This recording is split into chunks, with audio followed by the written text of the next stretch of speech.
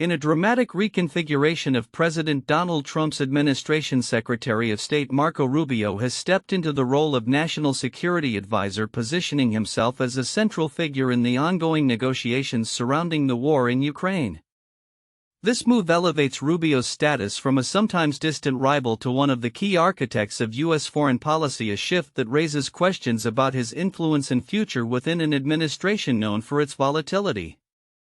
Rubio, once dubbed Little Marco by Trump during their contentious primary battles, has emerged as an ambassador for some of the administration's more contentious policies, including hefty cuts to foreign aid and a controversial stance on Ukraine.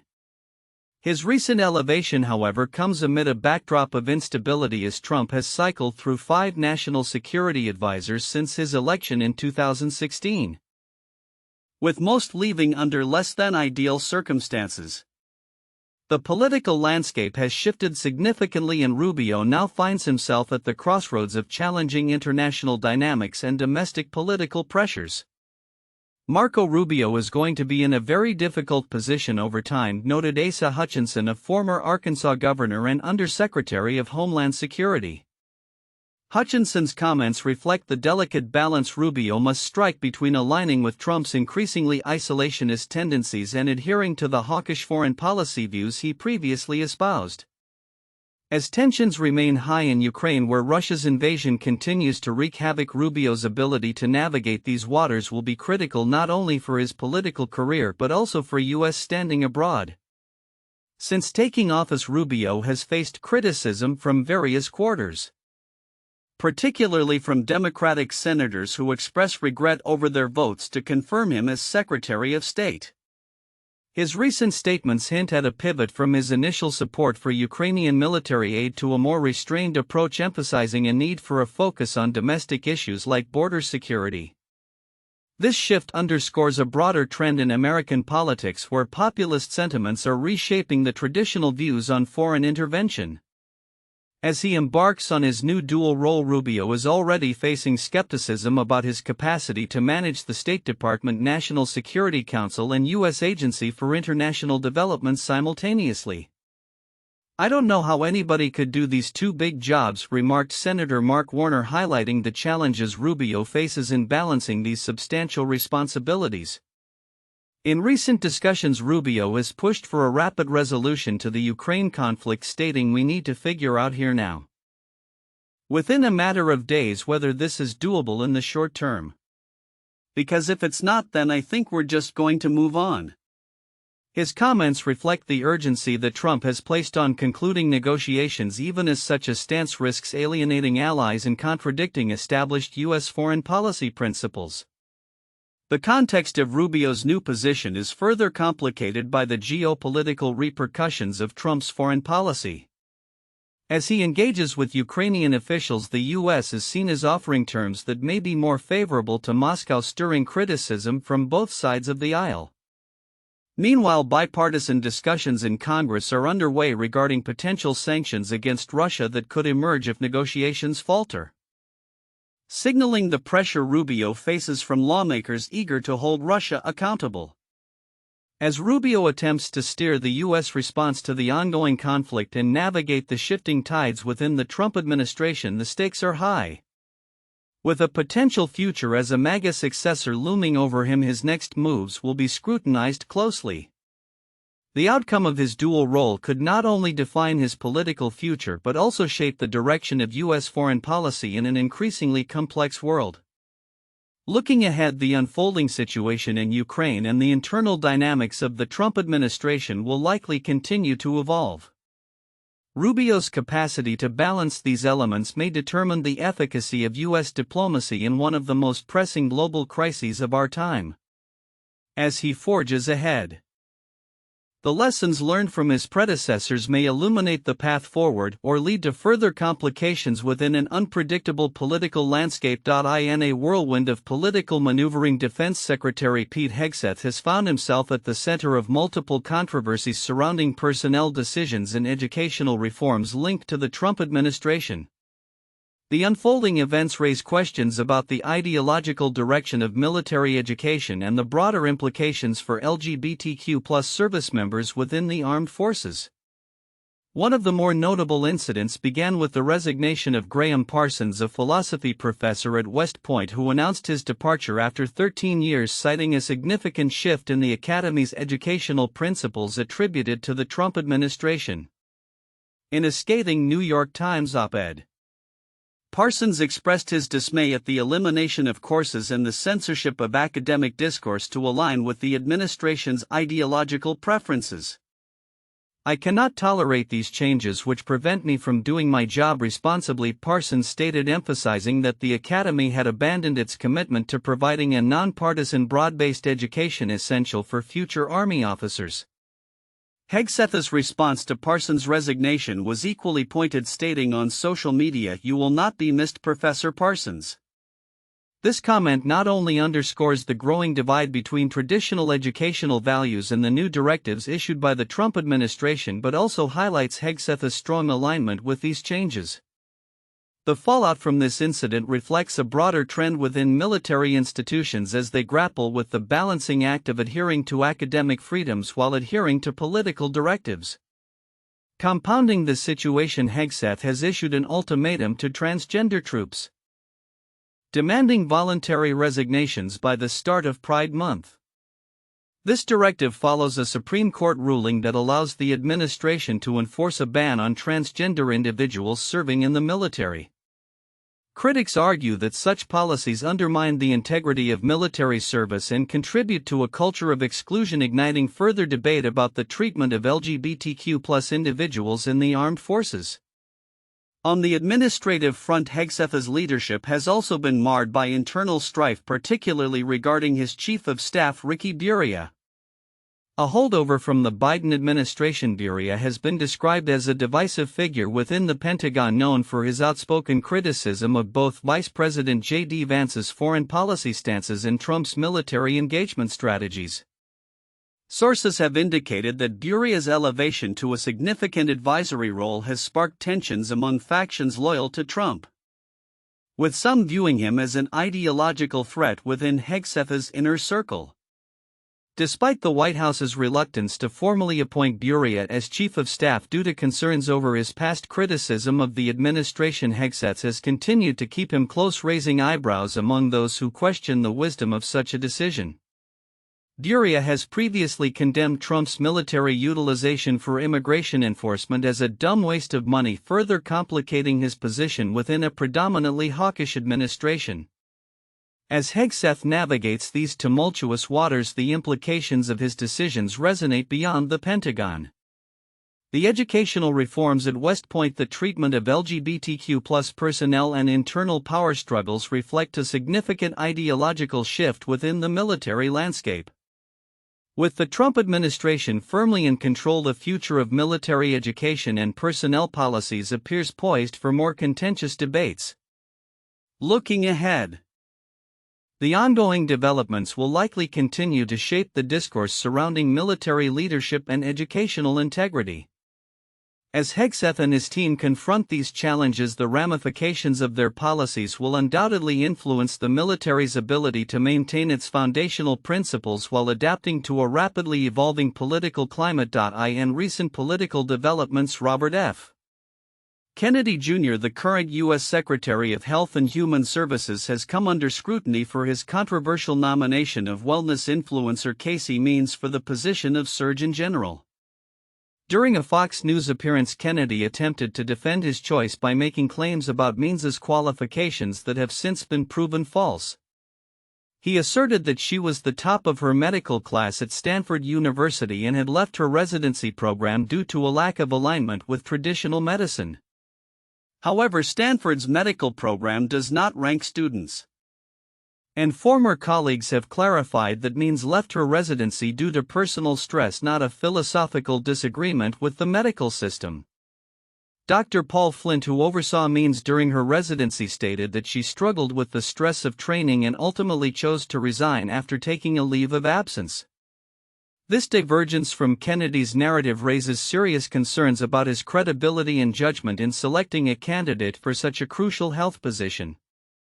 Despite the backlash, Kennedy has maintained that Means's unconventional background aligns with his broader agenda under the Make America Healthy Again initiative, suggesting that her departure from traditional medicine is a feature rather than a flaw. Kennedy's approach reflects a growing trend among some health leaders to challenge established medical norms, often in the name of alternative wellness practices. This has sparked debate not only about the qualifications needed for high-level health positions but also about the implications of prioritizing wellness influencers over trained medical professionals. As the scrutiny of Kennedy's nomination unfolds, it raises critical questions about the future direction of public health policy in America and the qualifications necessary for its highest offices.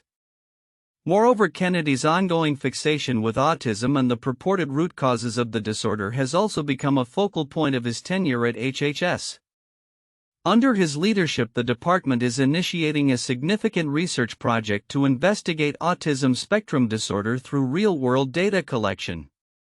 However, Kennedy's past associations with anti-vaccine rhetoric and his controversial claims about autism, often linking it to environmental toxins, draw heavy criticism from experts and advocacy groups.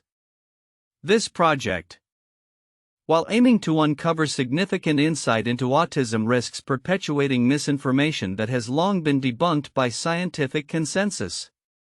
Kennedy's historical ties to legal battles against vaccine manufacturers alongside his recent appointments of known vaccine critics to influential positions suggest that his agenda might prioritize an anti-vaccine narrative under the guise of public health. Critics have argued that this could have detrimental effects on public trust in health authorities, especially in the wake of ongoing vaccination campaigns aimed at preventing diseases such as measles. As the political landscape continues to evolve with Kennedy's controversial actions and statements, the implications for public health policy are significant.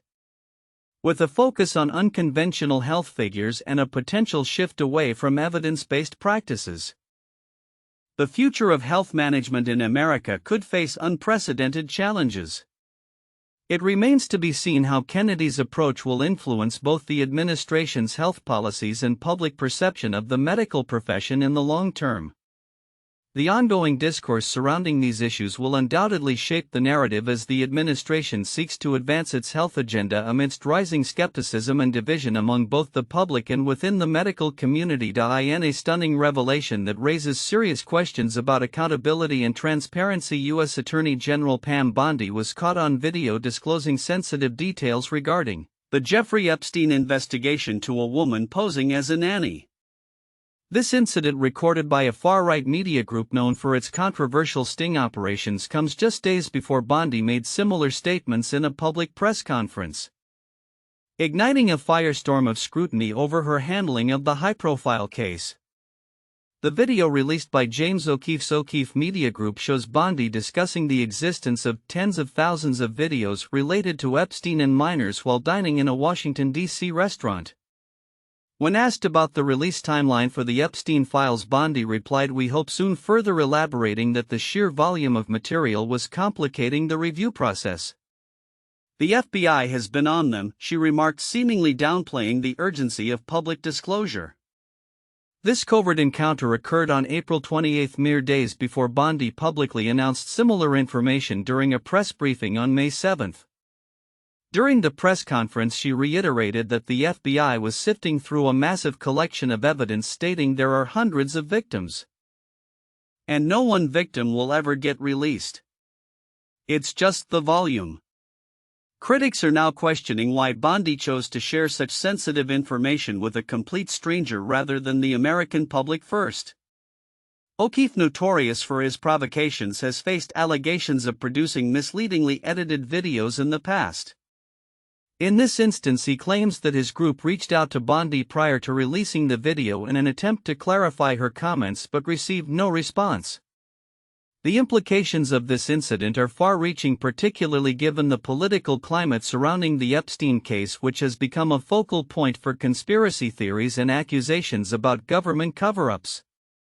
The Epstein case has long been characterized by its complexity and the involvement of powerful figures, including politicians and celebrities. MAGA supporters have frequently alleged that the government has concealed information to protect Epstein's high-profile associates, leading to calls for greater transparency. Bondi's comments, especially in light of her recent history of releasing information that turned out to be largely available to the public, have only intensified existing frustrations among her constituents.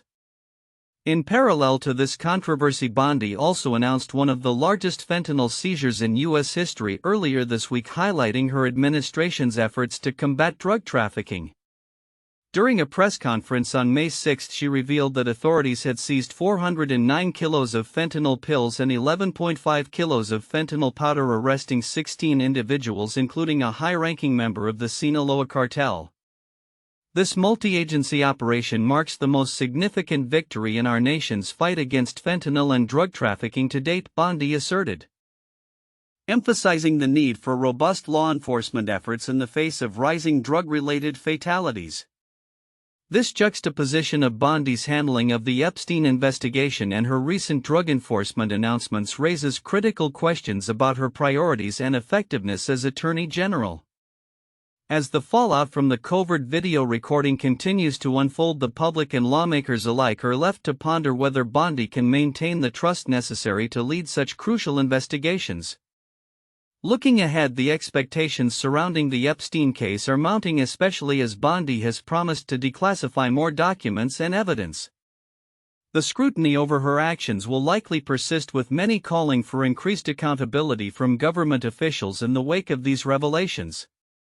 As the narrative develops, the intersection of law enforcement and political maneuvering will remain a focal point in public discourse. Underscoring the need for transparency in matters of significant national interest. As the world watches, U.S. Treasury Secretary Scott Bessent prepares to engage in high-stakes trade negotiations with Chinese officials this weekend in Geneva.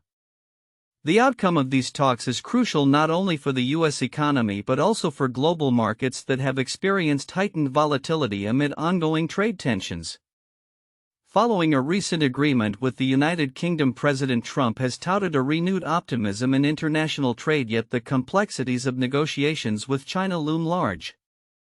Investors are on edge, hoping for a breakthrough that could ease tariffs and restore stability to supply chains. The S&P 500 index has recently surged by over 13%, fueled by speculation that the Trump administration might adopt a less aggressive stance on trade. A sentiment echoed by many companies that have warned of the detrimental impact of tariffs on profits. Bessent's discussions are set against a backdrop of uncertainty, with the administration reportedly contemplating significant concessions, including a potential reduction of tariffs from 145% to below 60%.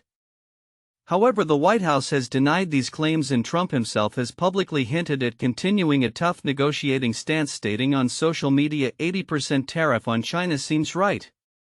This juxtaposition of optimism and caution underscores the unpredictable nature of the negotiations. The stakes are high, as evidenced by recent data indicating a steep decline in U.S. imports from China, which fell by 21% last month on an annualized basis. In contrast, Chinese exports to Southeast Asia surged by the same percentage, suggesting a significant shift in trade patterns.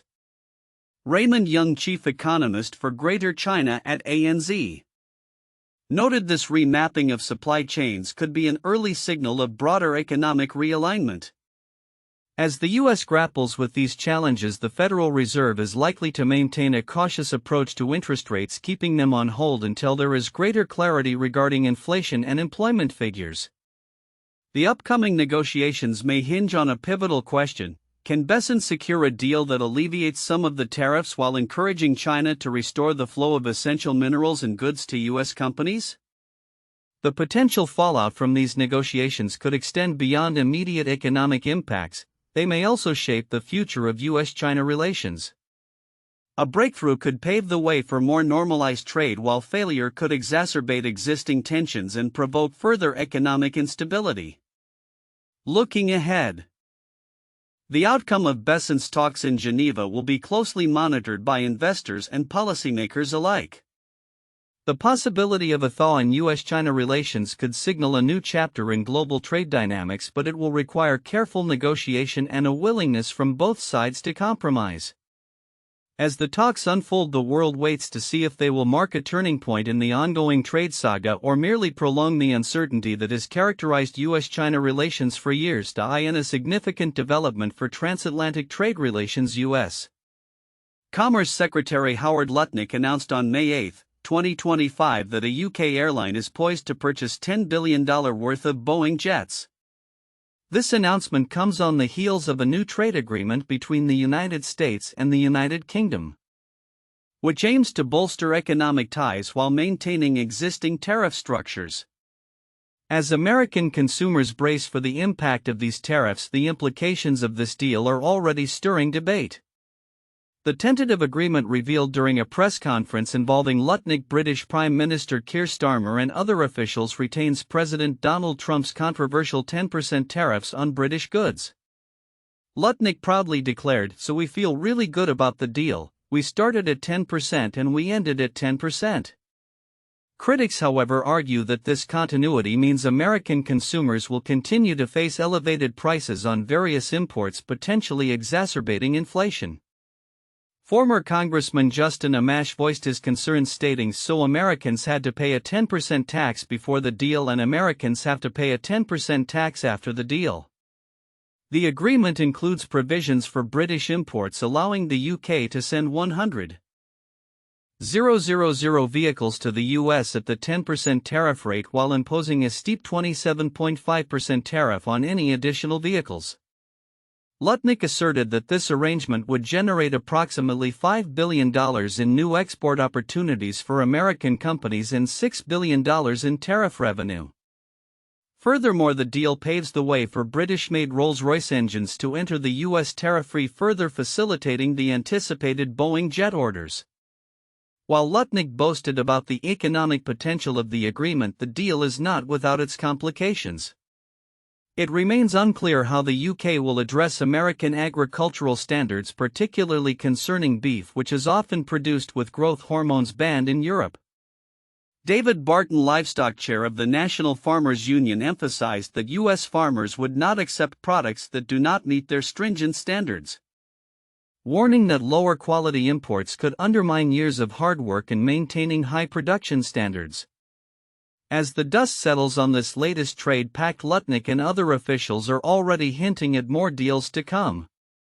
He expressed optimism about future agreements, stating, "This is Donald Trump at his best, creating the opportunity for someone like me to go out and make the deals that are the best for America."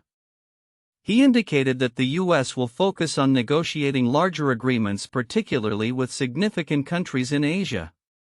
The trade discussions and the recent announcement of Boeing's impending jet sale underscore the broader strategy of reducing reliance on supply chains from China, a key component of the Trump administration's economic agenda. With the backdrop of ongoing inflationary pressures and tariff-induced price hikes, the administration must navigate a complex landscape of domestic and international economic concerns. As this trade agreement unfolds, the broader implications for U.S. consumers and the economy remain to be seen. Will the anticipated benefits of increased export opportunities outweigh the burdens of sustained tariffs? Only time will tell, but for now the U.S.-UK trade relationship appears set for a new chapter, one that promises both challenges and opportunities in the months ahead.